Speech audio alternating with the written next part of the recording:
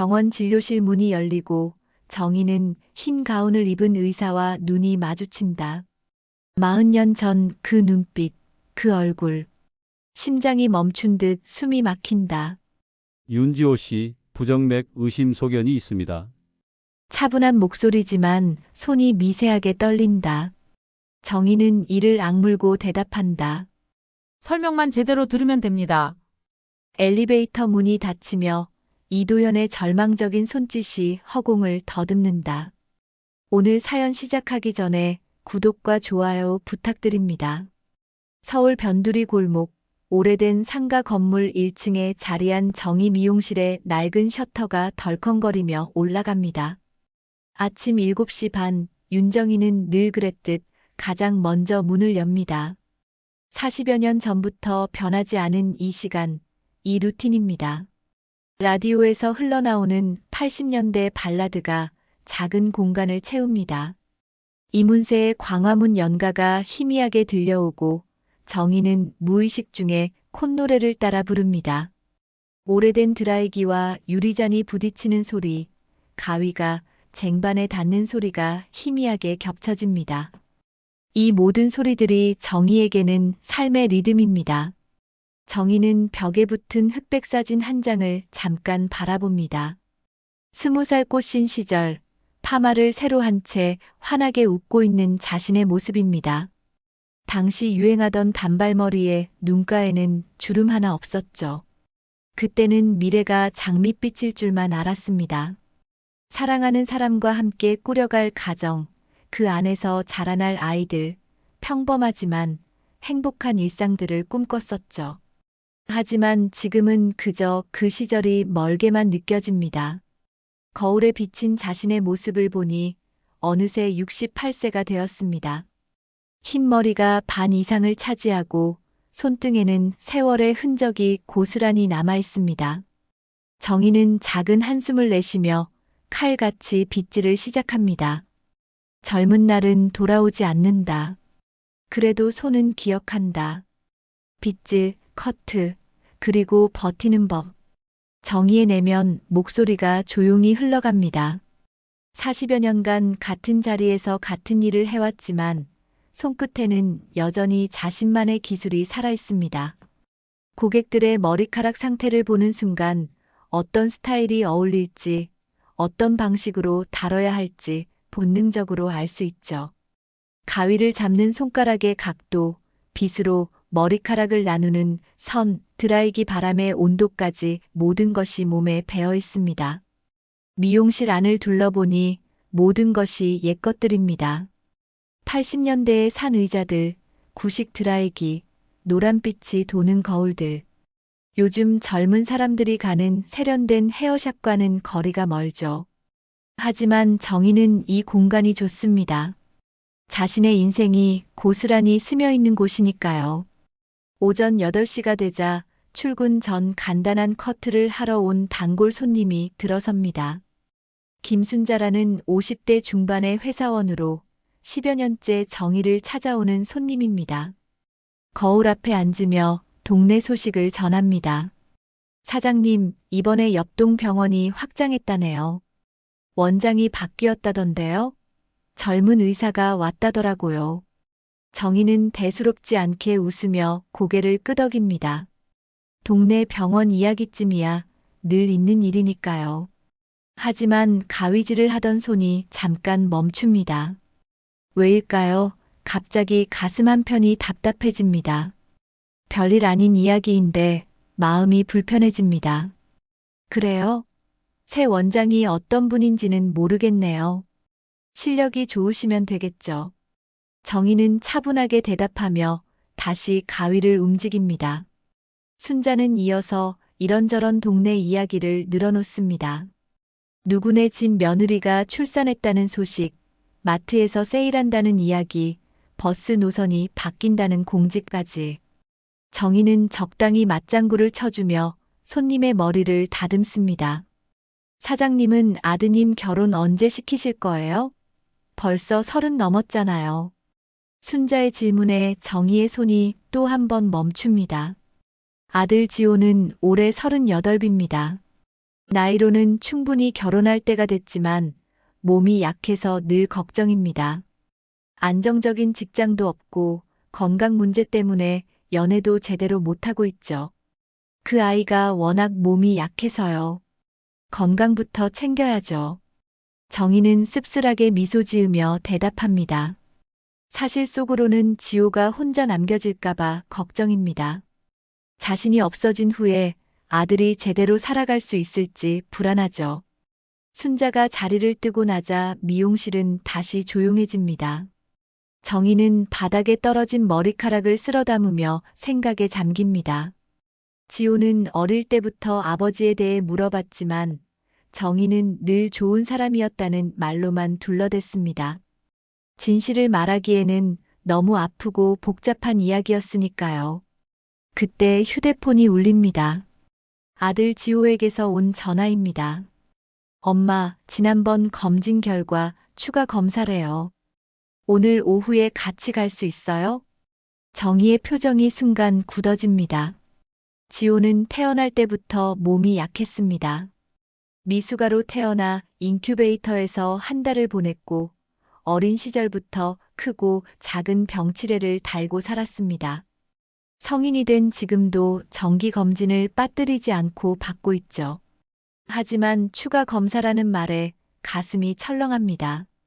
그럼 내가 데려다 줄게. 괜한 걱정하지 마. 정희는 최대한 담담한 목소리로 대답합니다. 아들 앞에서는 절대 불안한 기색을 보이지 않는 것이 오랜 습관입니다. 혼자서 아이를 키우며 터득한 생존법이죠. 아무리 힘들어도 아무리 걱정되어도 아들 앞에서만은 강한 엄마여야 합니다. 전화를 끊고 나서 정희는 계산대를 정리하며 벽장 맨 아래 상자에 손을 댑니다. 거기에는 오래된 편지 봉투 하나가 들어 있습니다. 노란색으로 바랜 종이, 그 위에 적힌 유학을 가겠다는 짧은 문장. 그 편지 하나로 정희의 인생이 완전히 바뀌었습니다. 20살 꽃처럼 예쁘던 시절의 꿈들이 모두 무너져 내렸죠. 정희는 그 편지를 보지도 않고 다시 상자 안에 넣습니다. 이미 외우고 있는 내용이니까요. 미안하다. 나는 유학을 간다. 행복하게 살아라. 단 세 줄의 짧은 문장이 정희의 인생을 송두리째 바꿔놓았습니다.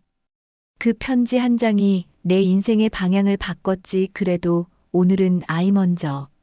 정희는 마음을 다잡습니다. 과거의 상처는 과거에 둬야 합니다. 지금 중요한 건 아들의 건강이죠. 오후에는 미용실 문을 일찍 닫고 지호와 함께 병원에 가야 합니다.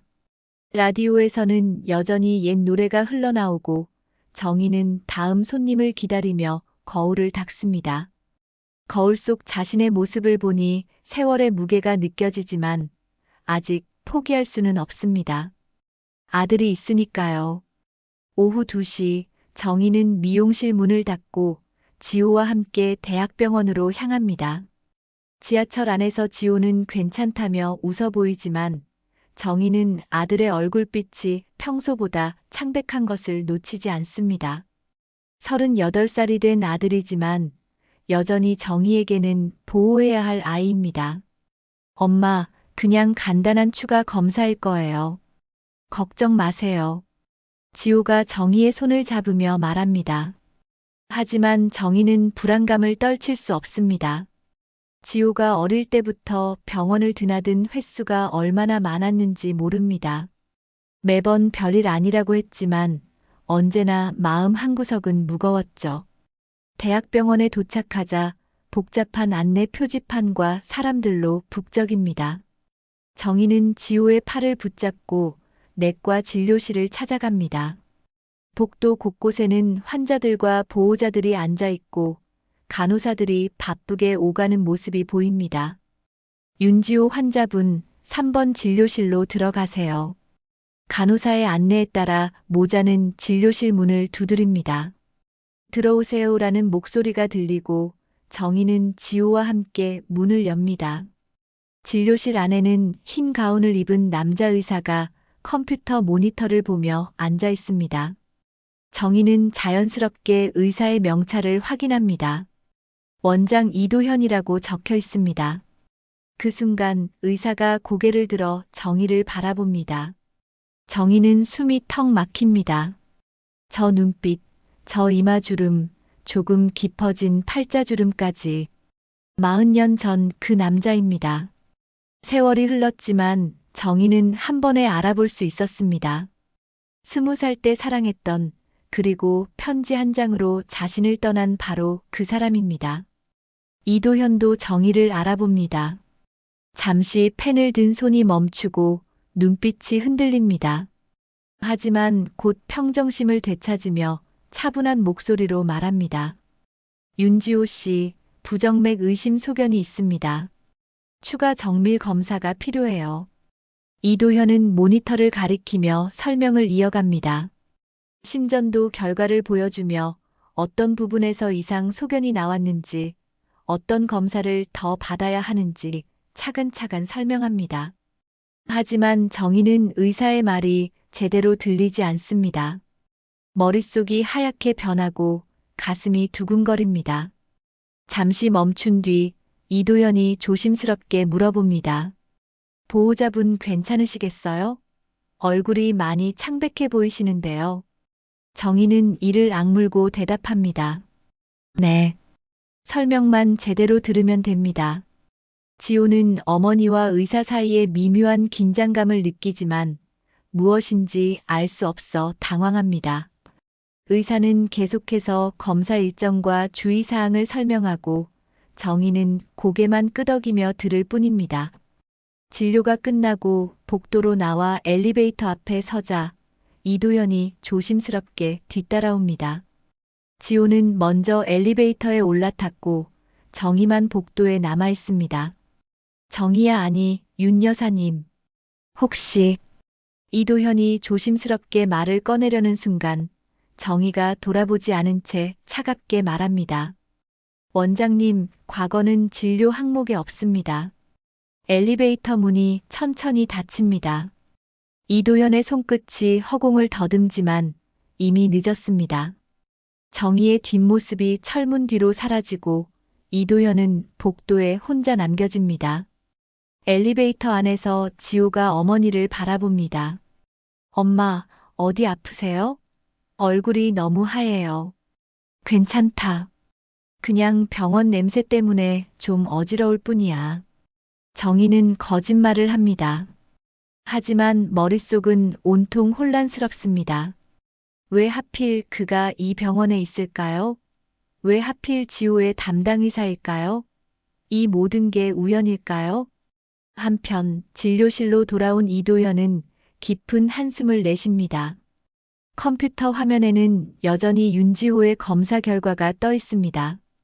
이도현은 환자의 이름을 다시 한번 확인합니다. 윤지호. 정희의 아들입니다. 이도현의 머릿속에 40년 전 기억이 떠오릅니다.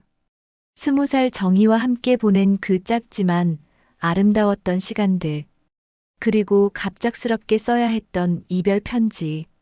사실 그 편지에는 말하지 못한 사연이 있었습니다. 그 편지 내가 쓴 게 아니었다면 지금 우리는 달라졌을까? 이도현은 혼잣말을 중얼거립니다. 40여 년이 흘렀지만 그때의 죄책감과 후회는 여전히 마음 한구석에 남아 있습니다. 다음 환자가 들어올 시간이지만 이도현은 잠시 생각에 잠깁니다. 정희의 아들을 치료해야 한다는 사실이 부담스럽기도 하고 한편으로는 이것이 운명인지도 모른다는 생각이 듭니다. 정희와 지호는 병원 로비에서 다음 검사 예약을 잡습니다.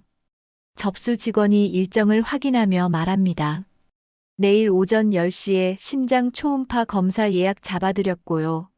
다음 주에 24시간 홀터 검사도 받으셔야 합니다. 정희는 고개를 끄덕이지만 마음은 복잡합니다.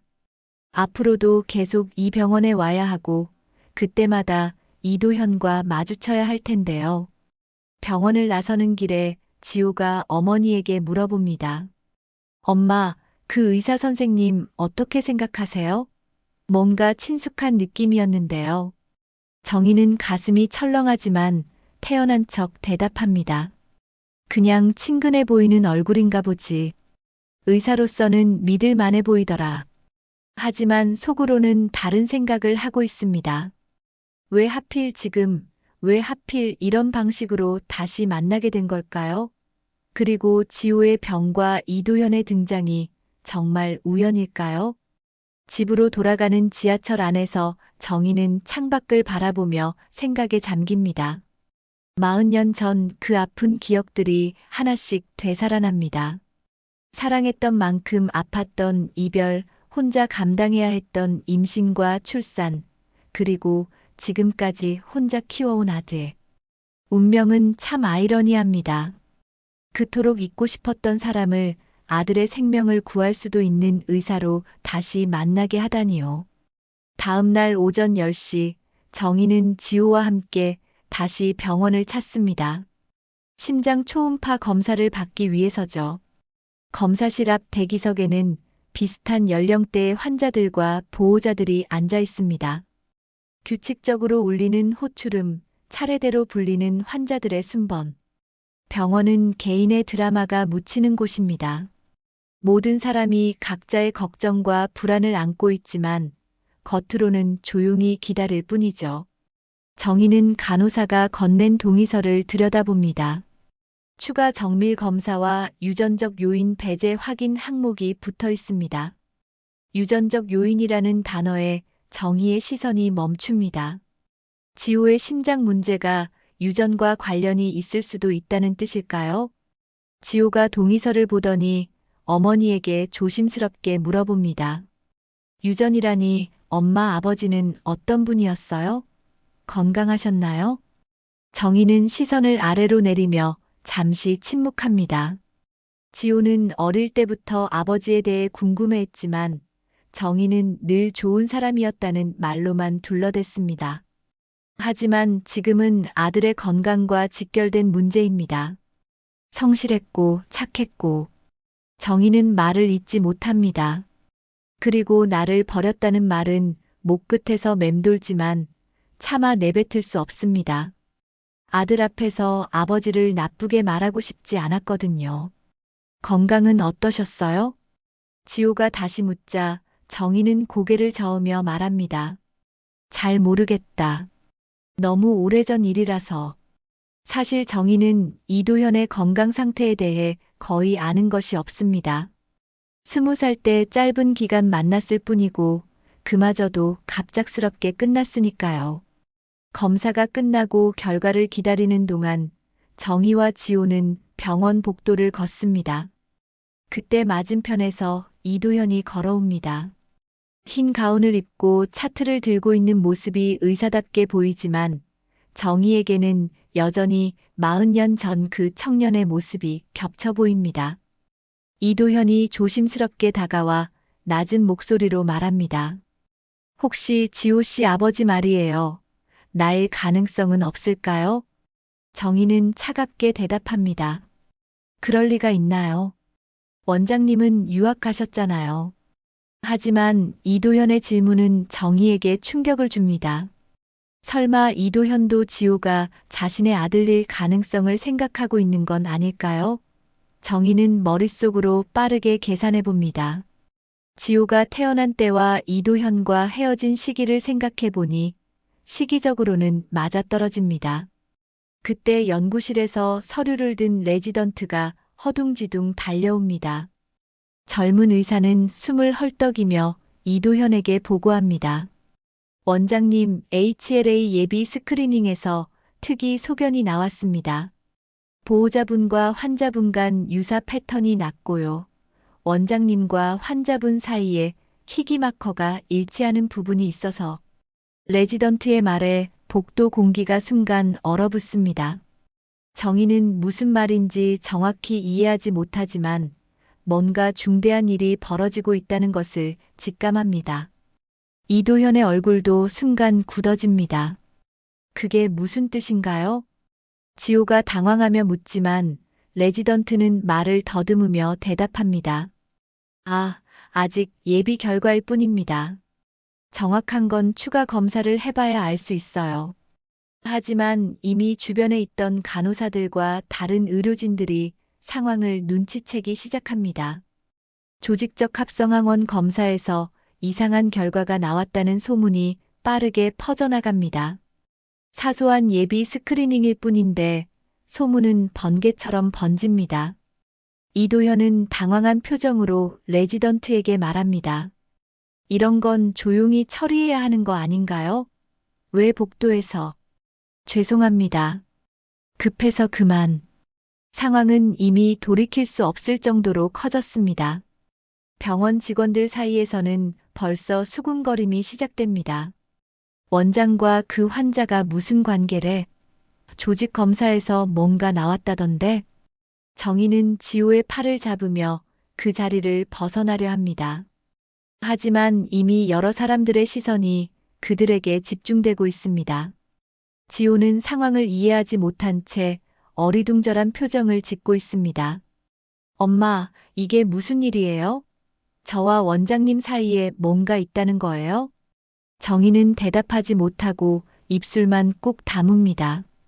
40년 동안 감춰왔던 비밀이 이런 식으로 드러날 줄은 꿈에도 생각하지 못했습니다. 이도현은 주변의 시선을 의식하며 정희와 지호에게 조용히 말합니다. 일단 제 진료실로 가시죠. 여기서 이야기하기에는. 하지만 정희는 고개를 젓습니다. 아니에요. 저희는 그냥 갈게요. 정희는 지호를 이끌고 병원을 나서려 합니다. 하지만 지호는 발걸음을 멈추고 어머니를 바라봅니다. 엄마, 진실을 말해주세요. 제 아버지가 정말 저 원장님인가요? 정희의 눈에 눈물이 맺힙니다.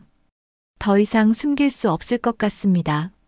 하지만 병원 복도는 이런 이야기를 나누기에 너무 공개적인 장소입니다. 집에 가서 이야기하자.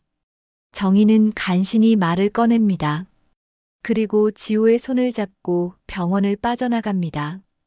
뒤에서는 여전히 수군거리는 소리가 들려옵니다. 병원을 나온 후 버스 정류장에서 기다리는 동안 지호는 계속해서 질문을 퍼붓습니다. 엄마, 정말 모르시는 거예요? 아니면 알고 계시는데 말씀 안 하시는 거예요? 정희는 버스가 오기만을 기다리며 대답하지 않습니다. 머릿속은 온통 혼란스럽습니다. 조직 검사 결과가 정말 의미하는 바가 무엇일까요? 설마 정말로 이도현이 지호의 아버지일까요? 버스에 올라탄 후에도 지호는 계속 질문합니다. 하지만 정희는 창밖만 바라볼 뿐입니다. 40년 전의 기억들이 파도처럼 밀려옵니다. 이도현과 함께했던 그 짧은 시간들, 갑작스럽게 받은 이별 편지, 그리고 혼자 감당해야 했던 임신과 출산. 이제 더 이상 혼자 감당할 수 없을 것 같습니다. 진실을 마주해야 할 때가 온 것 같습니다. 그날 오후 병원 구내식당은 평소와 다른 분위기입니다. 여기저기서 작은 속삭임들이 모여 파도가 되고 있습니다. 간호사들이 모여 앉은 테이블에서는 오늘 오전에 벌어진 일에 대한 이야기가 오가고 있습니다. 원장님이랑 그 모자가 무슨 관계래? 예비 검사에서 일치 소견이 나왔다던데. 설마 원장님 숨겨둔 가족이 있는 건 아니겠지? 간호사장도 행정보건팀도 어수선합니다. 이런 소문이 병원 밖으로 퍼지면 병원 평판에 타격이 될 수 있기 때문입니다. 더욱이 이도현은 이 병원의 원장이자 주요 투자자들과 연결된 인물입니다. 이도현은 회의실에서 행정팀을 앉혀두고 단호하게 말합니다. 비공식 예비 결과를 외부로 유출한 사람 찾아내세요. 환자 정보는 생명입니다. 이런 식으로 소문이 퍼지면 안 됩니다. 행정팀장이 조심스럽게 입을 엽니다.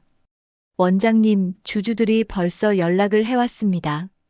병원 이미지가 중요한 시기인데 혹시 해명이라도 해주시면.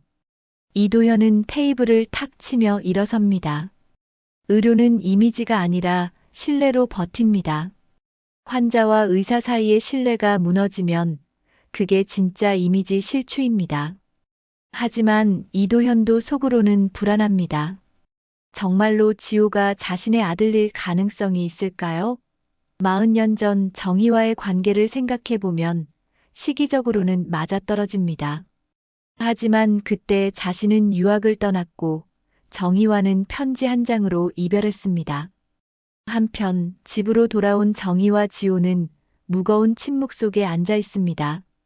미용실 뒤쪽 작은 방에서 지호는 어머니를 바라보며 조심스럽게 말을 꺼냅니다.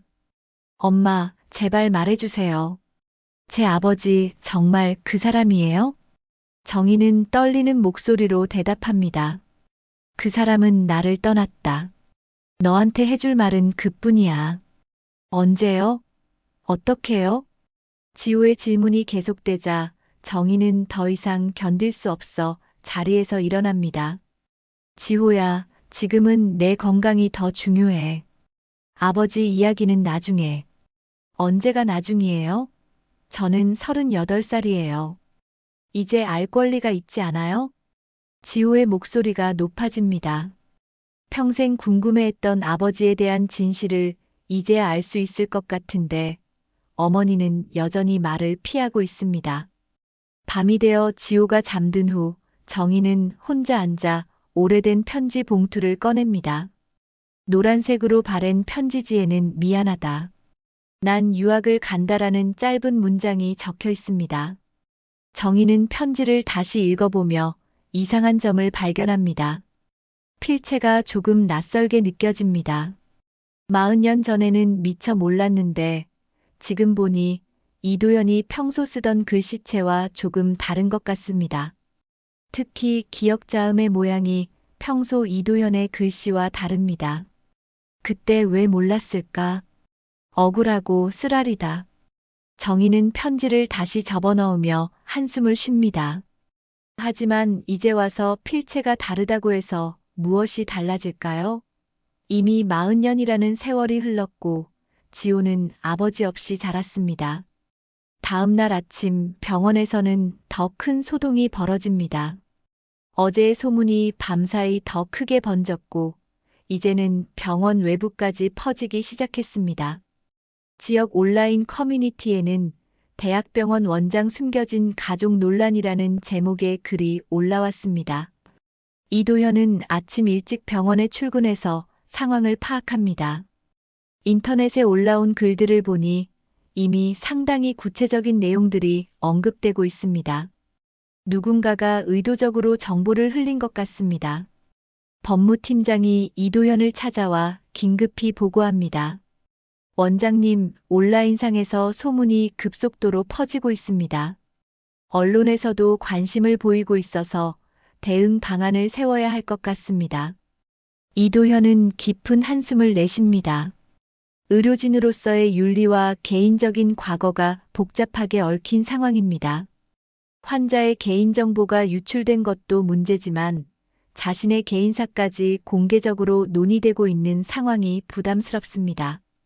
그때 이도현의 머릿속에 오래전 장인에게 받았던 한 통의 메일이 떠오릅니다. 결혼 전 장인어른이 보낸 메일이었습니다. 우리 집안을 위해서라면 너의 과거는 깨끗이 정리해라. 의사 집안의 명예가 걸린 문제다. 그 메일에는 누군가가 대신 써준 이별 편지 파일이 첨부되어 있었습니다. 장인어른이 고용한 사람이 이도현의 필체를 흉내내어 쓴 편지였습니다. 이도현은 그 편지를 정희에게 보내는 것을 거부했지만 결국 가족들의 압력에 못 이겨 보내고 말았습니다. 그 일은 이도현에게 평생의 죄책감으로 남았습니다.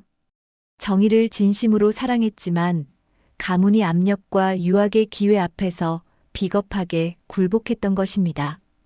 오후가 되자 정희에게도 상황이 전해집니다. 미용실 단골 손님이 스마트폰을 보여주며 말합니다. 사장님, 혹시 이거 보셨어요? 대학병원에서 무슨 일이 있었나 봐요. 정희는 화면을 보고 깜짝 놉니다. 인터넷 기사에는 대학병원 원장과 환자 가족 간 조직 적합성 일치 논란이라는 제목이 큼지막하게 적혀 있습니다. 구체적인 이름은 나오지 않았지만 상황 설명을 보니 분명히 자신들 이야기입니다. 정희는 급히 미용실 문을 닫고 지호에게 전화합니다. 지호야, 인터넷에 우리 이야기가 나왔어. 어떻게 할까? 지호도 이미 상황을 알고 있었습니다. 회사 동료들이 기사를 보여줬거든요. 엄마, 이제 더 이상 숨길 수 없을 것 같아요. 진실이 뭔지 정확히 알아야겠어요. 그날 저녁 정희는 혼자 앉아 깊은 고민에 빠집니다. 40년 동안 감춰왔던 비밀이 이렇게 세상에 드러날 줄은 꿈에도 생각하지 못했습니다. 이제 어떻게 해야 할까요? 지호에게 진실을 말해야 할까요? 아니면 끝까지 모른 척 해야 할까요? 한편 이도현도 비슷한 고민에 빠져 있습니다. 이 상황을 어떻게 정리해야 할지, 정희와 지호에게 어떻게 접근해야 할지 막막합니다. 40년 전의 잘못을 이제 와서 바로잡을 수 있을까요? 밤이 깊어가지만 두 사람 모두 잠들 수 없습니다. 과거와 현재가 복잡하게 얽힌 이 상황을 어떻게 해결해야 할지 답이 보이지 않습니다. 다음 날 오전 정희와 지호는 24시간 홀터 검사를 위해 다시 병원을 찾습니다. 어제 인터넷에 올라온 기사 때문에 두 사람 모두 마음이 무겁습니다. 병원 로비에 들어서자 여기저기서 수군거리는 소리가 들립니다. 직원들의 시선도 예전과 다릅니다. 검사실 앞에서 대기하던 중 지호가 갑자기 얼굴을 찡그리며 가슴을 움켜쥡니다. 엄마 가슴이 너무 아파요. 지호야, 괜찮아? 정희가 급히 아들의 어깨를 붙잡는 순간 지호가 그대로 바닥에 쓰러집니다.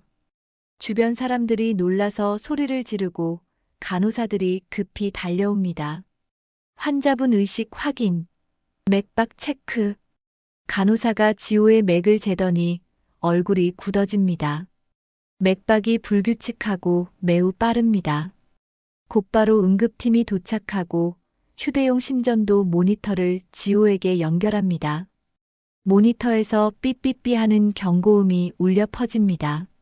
심전도 그래프가 비정상적인 패턴을 보이고 있습니다. 응급팀원이 무전기에 대고 소리칩니다. 응급실로 이송 준비. 심실빈맥 의심 환자. 정희는 손을 떨며 아들의 이름을 부릅니다. 지호야, 내 아가 정신 차려. 그때 복도 저편에서 이도현이 달려옵니다. 응급 상황 알림을 받고 온 것입니다. 상황을 파악한 이도현이 즉시 지시합니다. 심실빈맥 의심, 제세동 준비, 200줄. 간호사들이 신속하게 제세동기를 가져오고 이도현은 직접 지호의 상태를 확인합니다. 지호의 의식은 흐릿하고 맥박은 분당 180회를 넘나들고 있습니다. 모든 사람 물러나세요. 충격갑니다. 이도현의 목소리에 긴장감이 느껴집니다. 제세동기의 패드를 지호의 가슴에 대고 전기 충격을 가합니다. 충격. 지호의 몸이 순간 경직되더니 다시 축 늘어집니다. 모니터는 여전히 불규칙한 파형을 보여줍니다. 다시 300줄. 이도현은 집중해서 두 번째 제세동을 시행합니다. 이번에는 모니터의 선이 일직선을 그었다가 다시 정상적인 리듬으로 돌아옵니다.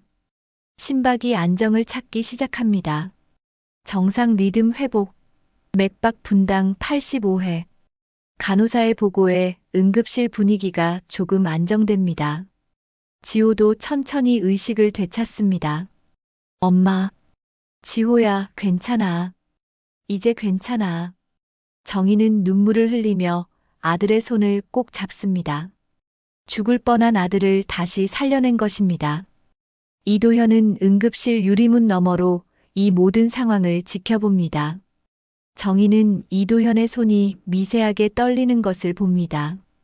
의사로서 수많은 응급 상황을 겪어봤을 텐데 왜 저렇게 떨고 있을까요? 저 손 그때도 섬세했지. 내 머리를 쓰다듬던, 약속을 하던. 왜 그 약속만은 못 지킨 거야? 정희의 내면에서 복잡한 감정이 교차합니다. 미움과 고마움, 원망과 안도감이 동시에 밀려옵니다. 응급 상황이 어느 정도 진정되자 병원 법무팀이 들이닥칩니다. 팀장이 이도현을 불러내어 조용히 말합니다. 원장님, 친자 확인 소송 가능성에 대비해야 합니다. 언론에서도 관심을 보이고 있고 주주들이 매우 예민한 상태입니다. 이도현은 깊게 숨을 내쉽니다. 방금 전까지 환자의 생명을 구하는 데만 집중했는데 현실은 또 다른 문제들로 복잡합니다. 그때 이도현의 머릿속에 오래전 기억이 떠오릅니다. 결혼 전 장인어른에게 받았던 메일의 내용입니다. 우리 집안을 위해서라면 너의 과거는 지워라. 의사 가문의 명예가 중요하다. 그 메일에 첨부되었던 이별 편지 파일. 누군가가 이도현의 필체를 흉내내어 대신 써준 편지였습니다. 이도현은 그 편지를 보내는 것을 거부했지만 결국 가족들의 압력에 굴복하고 말았습니다. 이도현은 법무팀장을 바라보며 말합니다. 지금은 환자의 안전이 최우선입니다. 법적 문제는 나중에 논의합시다. 하지만 법무팀장은 계속 압박합니다.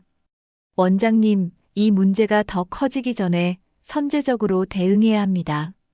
병원 이미지와 직결된 문제거든요. 그때 응급실에서 간호사가 나와 보고합니다. 원장님, 환자분 상태가 안정되었습니다.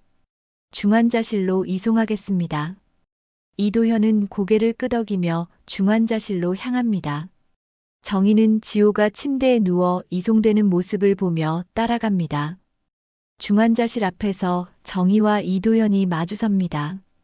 두 사람 사이에는 묘한 긴장감이 흐릅니다. 고맙습니다. 지호를 살려주셔서. 정희가 조용히 말합니다. 이도현은 잠시 망설이다가 대답합니다. 의사로서 당연한 일을 했을 뿐입니다. 하지만 두 사람 모두 알고 있습니다. 이것이 단순히 의사와 환자 보호자의 관계가 아니라는 것을. 혹시 오해가 있었던 건 아닐까요? 이도현이 조심스럽게 말을 꺼냅니다. 정희는 그를 바라보며 대답합니다. 40년이 지난 일을 이제 와서 이야기해봤자 무슨 소용이 있겠어요. 하지만 지호가 제 아들일 가능성이 있다면 그럴 리 없어요. 정희는 단호하게 말하지만 속으로는 확신이 서지 않습니다. 시기적으로 계산해보면 가능성이 충분히 있기 때문입니다. 중환자실 안에서는 지호가 각종 모니터에 연결된 채 누워 있습니다. 정희는 유리창 너머로 아들을 바라보며 생각합니다. 만약 정말로 이도현이 지호의 아버지라면, 그리고 그 사실이 지호의 치료에 영향을 줄까요? 한편 이도현도 비슷한 고민에 빠져 있습니다. 의료진으로서의 객관성을 유지해야 하는데 개인적인 감정이 자꾸 개입됩니다. 지호를 치료하는 과정에서 손이 떨렸던 것도 그 때문일 것입니다. 밤이 되어 중환자실 면회 시간이 끝나자 정희는 병원 로비에서 하룻밤을 보내기로 합니다. 집에 돌아갈 수는 없었습니다. 아들의 상태가 걱정되어서요. 새벽 2시 정희는 로비 의자에서 잠들지 못하고 있습니다. 그때 이도현이 야간 순찰을 마치고 로비를 지나갑니다. 정희를 발견한 이도현이 조심스럽게 다가옵니다. 집에 가서 쉬시는 게 좋겠는데요. 아들이 걱정되어서 못 가겠어요. 정희의 답변에 이도현은 잠시 침묵합니다. 그리고 조용히 말합니다. 제가 지호를 잘 돌보겠습니다. 약속합니다. 정희는 이도현을 바라봅니다. 40년 전에도 그는 이런 식으로 약속했었습니다. 하지만 그 약속은 지켜지지 않았죠. 약속이라는 말을 함부로 하시면 안 됩니다. 정희의 차가운 말에 이도현은 할 말을 잃습니다. 다음 날 아침 지호의 상태가 안정되자 정희는 잠시 집에 들러 씻고 갈아입기로 합니다. 미용실로 돌아온 정희는 벽장에서 그 오래된 편지를 다시 꺼냅니다. 어젯밤 이도현과의 대화가 계속 머릿속을 맴돕니다. 정말로 그때 무슨 오해가 있었던 걸까요? 편지를 자세히 들여다보니 어제보다 더 확실하게 느껴집니다. 필체가 이상합니다. 40년 전에는 너무 충격받아서 제대로 보지 못했지만 지금 보니 이도연의 평소 글씨와 분명히 다릅니다. 정희는 동네 문방구를 찾아갑니다. 그곳에는 전직 서예가인 박노인이 간판이나 현수막 글씨를 써주는 일을 하고 있습니다. 70대 중반의 박노인은 평생 글씨와 관련된 일을 해왔기 때문에 필체 분석에 일가견이 있습니다. 할아버지, 이 편지 좀 봐주실 수 있어요? 필체가 이상한 것 같아서요. 정희가 편지를 보여주자 박노인이 돋보기를 쓰고 자세히 살펴봅니다. 오랫동안 편지를 이리저리 돌려보던 박노인이 고개를 끄덕입니다. 이 필체, 같은 사람이 쓴 것 같지 않소. 특히 첫 글자의 기억 모양이 다르네. 서두는 급히 쓴 흉내 같고 본문은 다른 손이 쓴 것 같아. 박노인의 말에 정희의 심장이 빨라집니다. 혹시 정말로 이도연이 쓴 편지가 아닐까요? 확실한가요? 50년 넘게 글씨 봐온 내 눈을 믿으소. 이건 분명히 두 사람이 쓴 거야. 아마 누군가가 원래 필체를 흉내내려고 했는데 완전하지 못했을 거요. 정희는 편지를 다시 받아들고 깊은 생각에 빠집니다. 만약 이도현이 직접 쓴 편지가 아니라면, 그렇다면 지난 40년간 자신이 품고 있던 원망과 미움이 잘못된 것일까요? 오후가 되어 정희는 다시 병원으로 향합니다. 지호는 일반 병실로 옮겨져 있었고 상태도 많이 호전되어 있었습니다. 엄마, 어디 갔다 오셨어요? 집에 들렀다 왔어. 기분이 어때? 많이 좋아졌어요. 그런데 엄마 어제 응급 상황에서 원장님이 저를 살려주셨잖아요. 뭔가 남다른 느낌이었어요. 지호의 말에 정희는 복잡한 표정을 짓습니다. 아들도 뭔가 느끼고 있는 것 같습니다. 그때 병실 문이 열리고 이도현이 들어옵니다. 정기 회진 시간입니다. 지호 씨, 상태가 많이 좋아졌네요. 심전도도 안정적이고요. 이도현이 차트를 보며 설명하는 동안 정희는 그를 유심히 관찰합니다. 지호를 바라보는 이도현의 눈빛에서 특별한 무언가를 느낍니다. 단순한 의사와 환자의 관계를 넘어선 애정어린 시선입니다. 회진이 끝나고 이도현이 나가려는 순간 정희가 말을 겁니다. 원장님, 잠깐 이야기할 수 있을까요? 이도현은 잠시 망설이다가 고개를 끄덕입니다. 두 사람은 병실을 나와 복도 한편으로 향합니다. 그 편지, 당신이 쓴 게 아니죠. 정희의 직설적인 말에 이도현의 얼굴이 굳어집니다.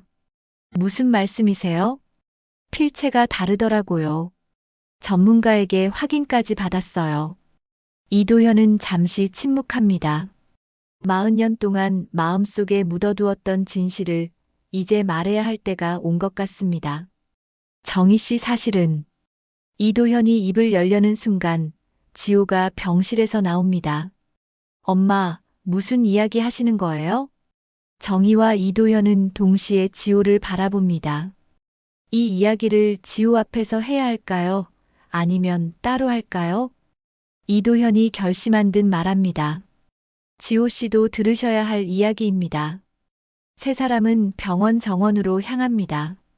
조용한 벤치에 앉아 이도현이 천천히 입을 엽니다. 그 편지 제가 쓴 게 아닙니다. 당시 장인어른이 고용한 사람이 제 필체를 흉내내어 쓴 거였어요. 정희의 눈이 커집니다. 그게 무슨 말이에요? 결혼 전 장인어른께서 제 과거를 정리하라고 하셨어요. 의사 가문의 명예를 위해서라면서요.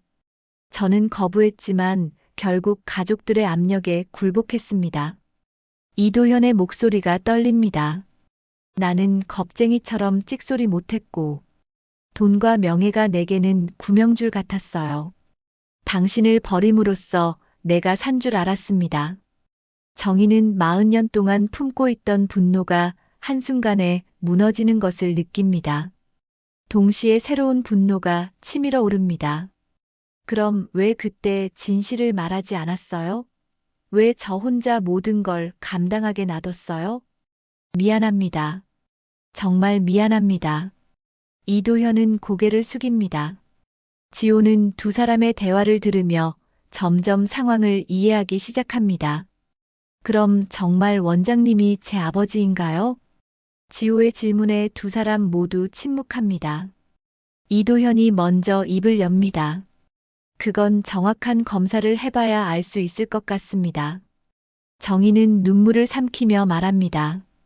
그럼 지금은 우리 아들은 소문이 우리를 삼키려 하는데 어떻게 할 거예요? 이도현은 결심한 듯 휴대폰을 꺼냅니다. 연구실에 전화를 겁니다. 연구실이죠? 예비 스크리닝 말고 정식 친자 검사를 익명 코드로 다시 돌리세요. 그리고 그 결과가 어찌 나오든 제가 기자회견을 하겠습니다. 전화를 끊고 나서 이도현이 정희를 바라봅니다. 과거의 비겁함은 오늘 제가 책임지겠습니다. 더 이상 당신과 지호 씨가 고통받게 두지 않겠어요. 이 순간 정희의 내면에 작은 변화가 일어납니다. 40년간 품고 있던 원망이 조금씩 녹아내리기 시작합니다. 용서가 아니라 진실. 나도 도망치지 말자. 아이 앞에서 정면으로 서자. 정희는 속으로 다짐합니다. 이제는 과거에 얽매이지 말고 현재와 미래를 위해 용기를 내야 할 때입니다. 지호가 두 사람을 번갈아 바라보며 말합니다. 저는 결과가 어떻게 나오든 상관없어요.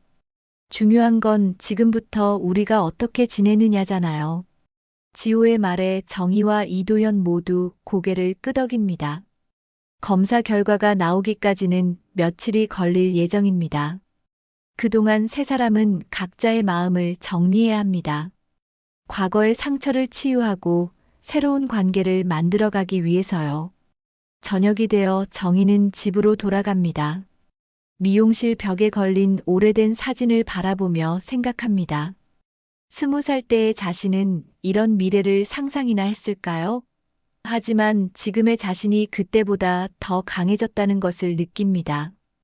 이도현도 진료실에서 혼자 앉아 생각에 잠깁니다. 40년 전 저질렀던 실수를 이제야 바로잡을 기회가 생겼습니다. 늦었지만 진실을 말할 용기를 찾았습니다. 며칠 후 친자 검사 결과가 나올 예정입니다. 결과가 어떻게 나오든 세 사람의 삶은 이미 변하기 시작했습니다. 사흘 후 병원 강당에는 긴 테이블이 놓여 있습니다. 기자들, 주주들, 병원 직원들이 빽빽하게 자리를 채우고 있습니다. 인터넷과 언론에 퍼진 소문들이 걷잡을 수 없이 커져서 결국 공식적인 해명이 필요한 상황에 이른 것입니다. 이도현은 검은 정장을 입고 연단 앞에 섭니다. 손에는 방금 받은 검사 결과 봉투가 들려 있습니다. 아직 열어보지 않은 봉투입니다. 결과가 어떻게 나왔든 진실을 말하기로 결심했기 때문입니다. 객석 뒤편에는 정희와 지호가 조용히 앉아 있습니다. 정희는 떨리는 마음을 진정시키려 애쓰지만 쉽지 않습니다. 지호는 어머니의 손을 꼭 잡으며 힘을 주려 합니다. 이도현이 마이크를 잡고 천천히 입을 엽니다. 먼저 환자 정보가 소문으로 흘러다닌 책임, 병원장인 제가 집니다. 의료진의 기본 윤리를 지키지 못한 것에 대해 깊이 사과드립니다.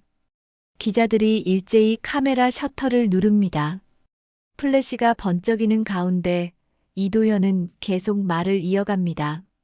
하지만 더 중요한 것은 40년 전 제가 저질렀던 잘못입니다. 40년 전 저는 비겁했습니다. 객석이 조용해집니다. 예상하지 못한 고백이 시작된 것입니다. 제가 쓴 줄로 알려진 이별 편지는 제가 쓰지 않았습니다. 당시 결혼을 앞둔 상황에서 가족들의 압력에 못 이겨 다른 사람이 대신 쓴 편지를 보낸 것입니다. 기자들 사이에서 웅성거림이 일어납니다. 이도현은 잠시 멈췄다가 더 큰 목소리로 말합니다. 그 비겁함이 한 여성과 그 아이의 인생을 송두리째 바꿔놓았습니다. 그리고 오늘의 사태를 키웠습니다. 정희는 객석에서 이도현을 바라봅니다. 40년 만에 처음 듣는 진심 어린 사과입니다. 눈물이 맺히지만 참으려 애씁니다.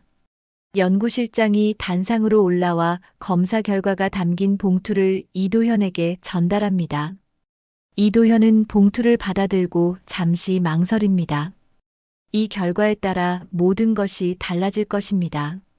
이도현이 봉투를 천천히 뜯어 결과지를 꺼냅니다. 내용을 확인한 이도현의 표정이 잠깐 굳어졌다가 다시 평정심을 찾습니다. 정식 검사 결과를 발표하겠습니다. 강당이 조용해집니다. 모든 사람이 숨을 죽이고 기다립니다. 윤지호 씨와 저의 친자 관계는 없는 것으로 확인되었습니다. 객석에서 탄식과 놀라움의 소리가 터져 나옵니다. 정희는 복잡한 감정에 휩싸입니다. 안도감과 동시에 묘한 허탈감이 밀려옵니다. 이도현이 계속 설명합니다. 예비 스크리닝에서의 희귀마커 일치는 동명이인 샘플 혼선과 통계적 우연이 겹친 것으로 확인되었습니다. 이런 일의 재발 방지를 위해 전면적인 시스템 개선을 약속드립니다. 잠시 멈춘 후 이도현이 더 무거운 목소리로 말합니다. 그리고 이 모든 일의 책임을 지고 원장직에서 물러나겠습니다. 객석이 다시 웅성거립니다. 주주들과 이사진들이 당황한 표정을 짓습니다. 예상하지 못한 사퇴 선언입니다. 그때 지호가 자리에서 천천히 일어납니다. 모든 시선이 지호에게 집중됩니다. 잠깐만요. 지호의 목소리가 강당에 울려 퍼집니다. 저는 제 아버지가 누군지 모릅니다. 평생 궁금해했지만 알 수 없었어요. 지호가 단상을 향해 걸어가면서 말을 이어갑니다. 하지만 저를 살리기 위해 지금까지 달려든 사람이 누구였는지는 압니다. 혈연이 아니어도 저를 위해 손이 떨리며 응급처치를 해주신 분을 알고 있어요. 정희도 자리에서 일어납니다. 아들이 하고 싶은 말을 이해했기 때문입니다. 제가 말씀드리겠습니다. 정희가 마이크 앞으로 걸어갑니다. 카메라 플래시가 번쩍이지만 더 이상 두렵지 않습니다. 저는 윤정희입니다. 40년 전 이도현 원장과 잠시 만났던 사람입니다. 정희의 목소리는 떨리지만 또렷합니다. 40년 동안 저는 원망 속에서 살았습니다. 혼자 아이를 키우며 그를 미워했어요. 하지만 며칠 전 진실을 알게 되었습니다. 정희가 카메라를 정면으로 바라보며 말합니다. 우리 가족은 상처로도 서고 선택으로도 섭니다. 과거의 거짓말은 끝났습니다. 이제 남은 건 서로의 오늘을 지키는 일입니다. 강당이 조용해집니다. 정희의 진솔한 고백에 많은 사람들이 감동받고 있습니다. 이도현이 다시 마이크를 잡습니다. 제 사퇴는 번복하지 않겠습니다. 하지만 마지막으로 한 가지만 말씀드리고 싶습니다. 이도현이 정희와 지호를 바라봅니다. 가족이란 피로만 만들어지는 것이 아닙니다. 서로를 생각하는 마음, 함께 아파하고 함께 기뻐하는 마음으로 만들어지는 것입니다. 기자 중 한 명이 질문합니다. 그럼 원장님과 윤 씨 모자는 앞으로 어떤 관계를 유지하실 건가요? 이도현이 잠시 생각한 후 대답합니다.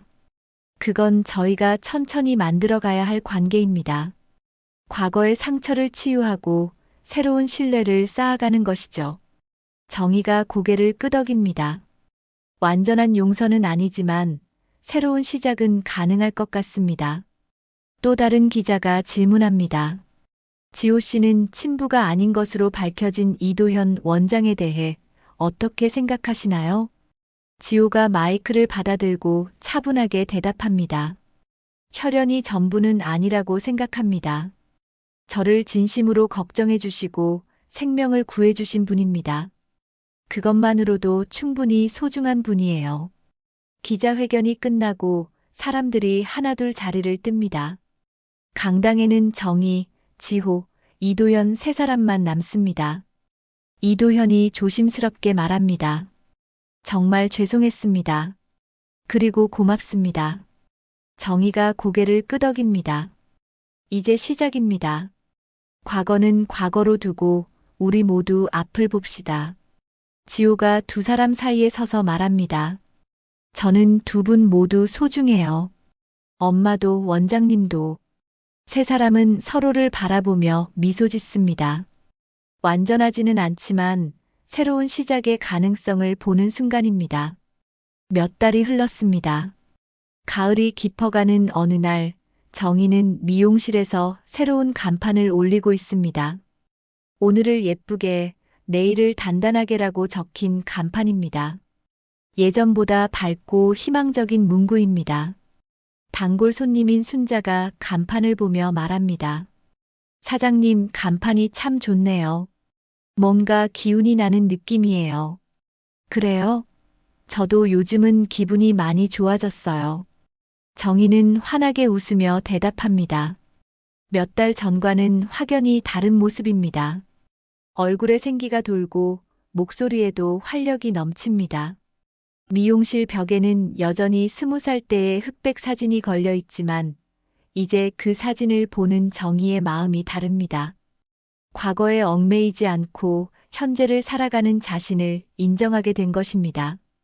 용서는 선택이고 기억은 책임이다. 난 나를 위해 살아도 된다. 정희는 속으로 중얼거립니다. 40년 동안 품고 있던 원망을 놓아주니 마음이 한결 가벼워졌습니다. 같은 시각 지방의료원에서는 이도현이 진료를 보고 있습니다. 원장직을 사임한 후 그는 지방의료원 순환진료를 시작했습니다.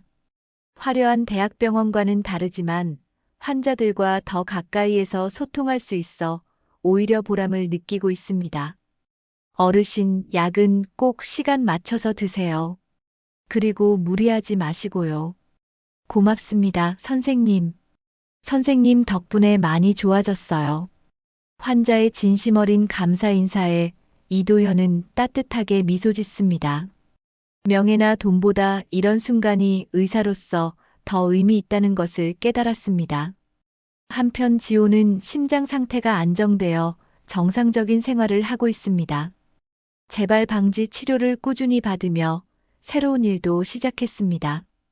병원 행정 자원봉사를 하며 의료 시스템의 허점을 환자 시선에서 기록하는 일을 자청한 것입니다. 환자들이 겪는 불편함을 줄이려면 어떻게 해야 할까요? 지호는 병원 행정팀과 회의를 하며 환자의 입장에서 개선점을 제안합니다. 자신이 환자로서 겪었던 경험을 바탕으로 더 나은 의료 서비스를 만들어가는 일에 보람을 느끼고 있습니다. 어느 저녁 세 사람은 병원 정원 벤치에서 만납니다. 정기적으로 만나기로 한 약속을 지키는 것입니다. 가을 바람에 벚나무 잎이 천천히 흩어지고 석양이 하늘을 붉게 물들입니다. 이도현이 먼저 말을 꺼냅니다. 지난주 지방 진료 갔을 때 일이에요. 할머니 한 분이 제 손을 잡고 고맙다고 하시더라고요. 그런데 그때 제 손이 떨리더군요. 왜요? 지호가 궁금해하며 묻습니다. 두려웠어요. 명예를 잃는 게 아니라 그 할머니의 신뢰를 잃을까 봐서요. 이도현의 솔직한 고백에 정희가 미소를 짓습니다. 늦었지만 그래도 잘 깨달으셨네요. 그 마음이면 환자들이 행복할 거예요. 정희의 말에 이도현이 고마움을 표합니다. 완전한 용서는 아니지만 이해와 격려를 받는 것만으로도 큰 힘이 됩니다. 지호가 장난스럽게 말합니다. 그러고 보니 원장님 아니 선생님. 다음 주 농촌 의료 봉사 있다고 하셨잖아요. 저도 따라가도 될까요? 물론이죠. 함께 가면 더 좋을 것 같은데요. 이도현이 기꺼이 대답합니다. 지호의 환자 경험과 자신의 의료 지식이 합쳐지면 더 나은 봉사가 될 것 같습니다. 저도 시간 되면 따라갈게요. 농촌 할머니들 머리도 좀 다듬어 드리고요. 정희도 합류하겠다고 말합니다. 세 사람이 함께하는 봉사활동이라니 몇 달 전에는 상상할 수 없었던 일입니다. 해가 지고 별들이 하나씩 나타나기 시작합니다. 세 사람은 잠시 서로를 바라봅니다. 피로는 묶이지 않았지만 선택으로 연결된 특별한 관계입니다. 근처 카페에서 흘러나오는 90년대 노래가 정원까지 들려옵니다. 이문세의 빗속에서가 잔잔하게 울려 퍼지고 밤 공기가 맑고 상쾌합니다. 정희는 조용히 손가락에 걸린 고무밴드를 튕겨봅니다. 미용실에서 늘 끼고 다니는 것으로 자신의 직업과 정체성을 상징하는 작은 물건입니다.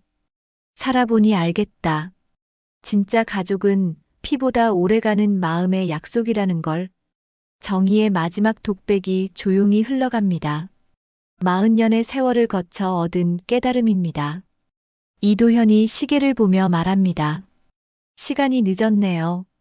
각자 집으로 가실까요? 네, 내일도 일찍 일어나야 해서요. 정희가 자리에서 일어나며 대답합니다. 평범한 일상으로 돌아가야 할 시간입니다. 지호가 두 사람을 번갈아 보며 말합니다. 다음 주에 또 만나요. 그때까지 모두 건강하세요. 세 사람은 각자 다른 방향으로 걸어갑니다. 하지만 마음속에는 따뜻한 연결고리가 남아 있습니다.